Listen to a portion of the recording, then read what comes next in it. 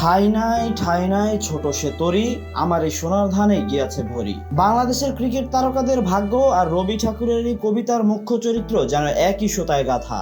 সারা জীবন দেশের ক্রিকেটে জীবন উৎসর্গ করে শেষ বেলায় পাচ্ছেন না সম্মানজনক বিদায়। তাদের সোনার ফসলের মতো সোনালী ক্যারিয়ার সময় ফুরলে তাদেরকে ফেলে যাচ্ছে নিষ্ঠুরভাবে।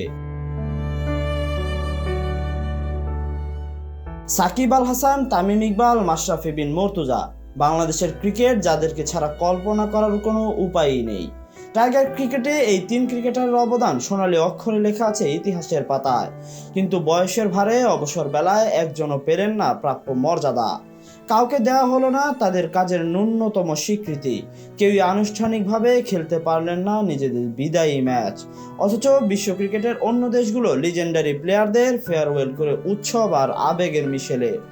সে হিসেবে সাকিব, তামিম, মাশরাফিরা অভিমান চেপেই আন্তর্জাতিক ক্রিকেটকে বললেন বিদায়। Tahsin Ahmed, BD archive.